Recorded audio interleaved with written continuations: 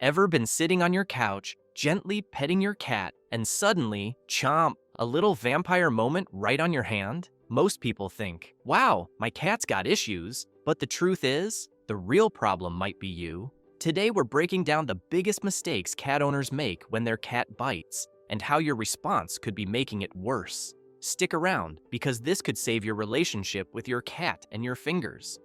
1. Misreading the bite and reacting the wrong way.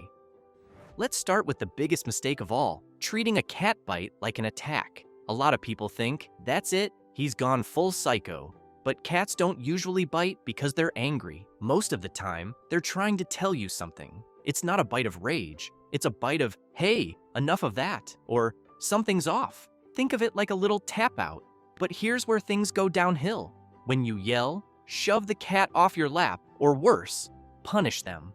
That doesn't teach them biting is bad. What they actually learn is, oh, this human is unpredictable and scary now. Cats are like toddlers. They remember how safe they feel with you, lose their trust, and good luck getting it back. So what do you do instead? The golden rule: pause, don't punish. If your cat bites, stop the interaction and pull away slowly. Don't yell, don't flick their nose, just stop engaging. Here's the kicker: cats hate being ignored. So when you calmly end the fun, they start associating biting with losing your attention. Not punishment, just a sudden stop to playtime. And guess what?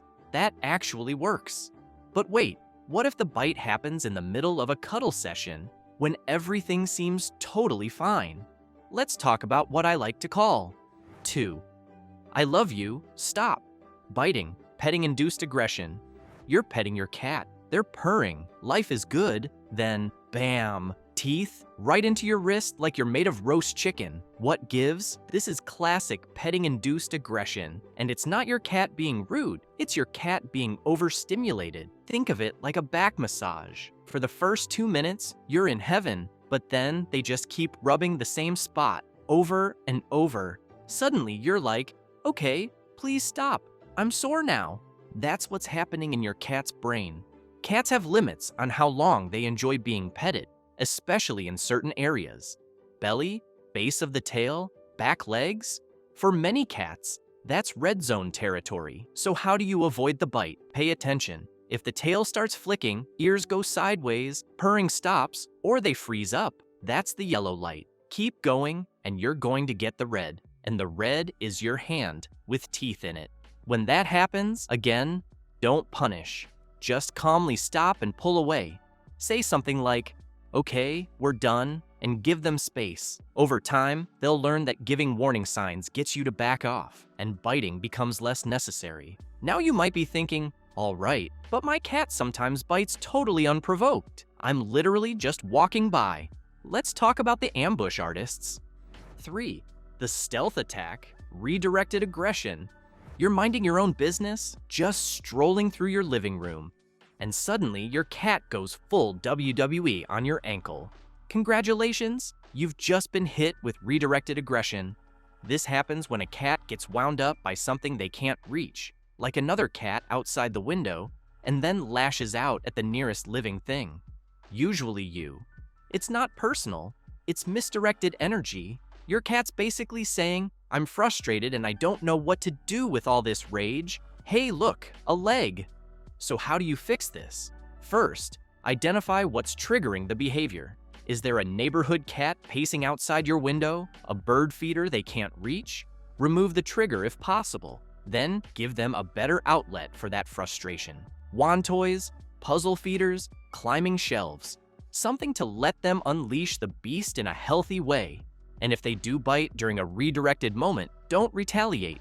Give them space to cool down. It's not about dominance, it's about decompressing. But sometimes, cats bite because of something much more basic, like pain. 4. Biting from discomfort, the hidden pain clue. Here's something a lot of people miss. Your cat might bite because they're hurting, not emotionally, like you after watching a sad movie, but physically. If a normally chill cat suddenly starts biting during petting or being picked up, it could be because something hurts. Maybe arthritis, dental pain, a sore paw. They're not dramatic like dogs. They won't limp around crying. They'll just bite. Cats are survival animals. They hide pain by default, so biting can be one of the only clues you get that something's wrong. If your cat bites when you touch a certain area, it's worth getting it checked out. A vet visit could uncover a real medical issue. Think of biting as their version of, "Hey, that hurts." It's not an attitude, it's a cry for help.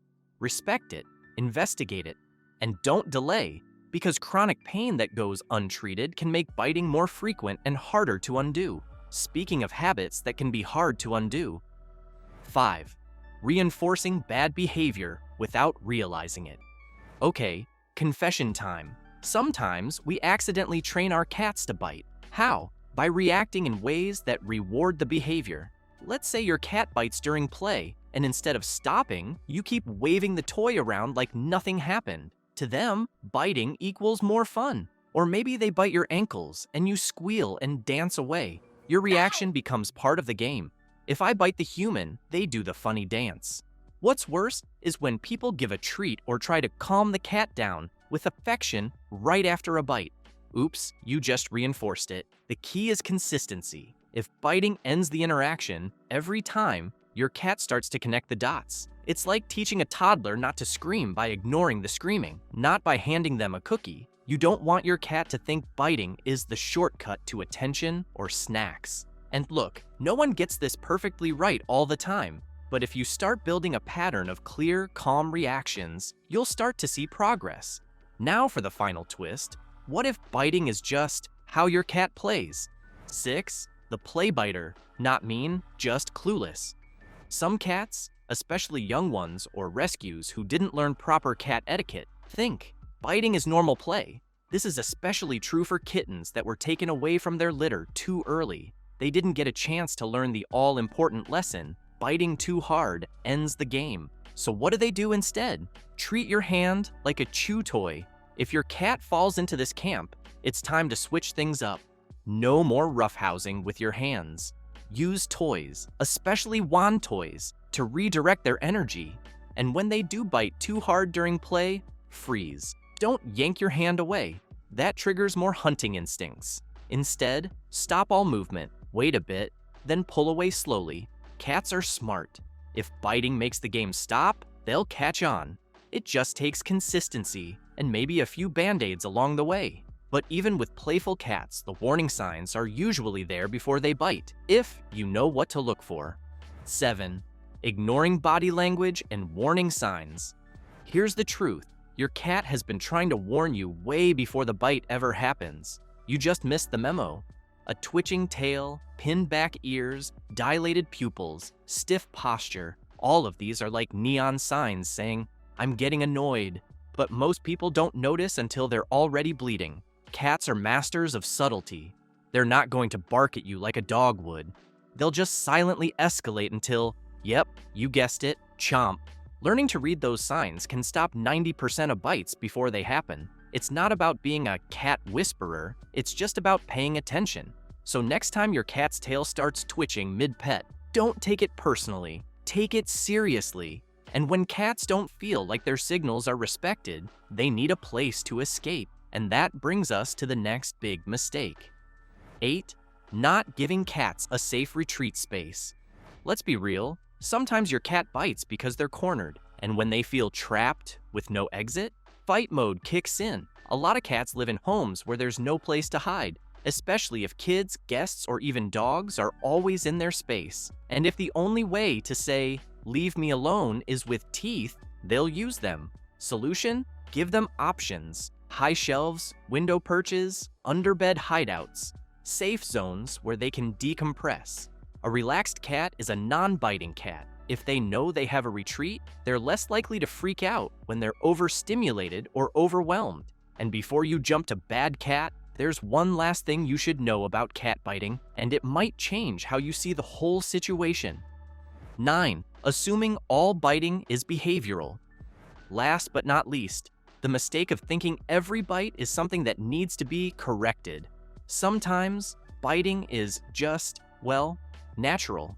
Cats use their mouths to explore, play, communicate, and sometimes express excitement. A gentle nibble during playtime isn't always a sign of trouble. It might just be part of their love language. The real key is context. Is the bite sudden and hard? That's probably stress or fear. Is it soft and paired with purring?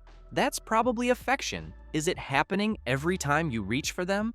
Maybe there's pain involved. Not all bites are bad. Some are misunderstood. The goal isn't to eliminate biting completely. It's to understand why it's happening and respond the right way. So the next time your cat bites, don't panic. Don't yell. Don't reach for the spray bottle.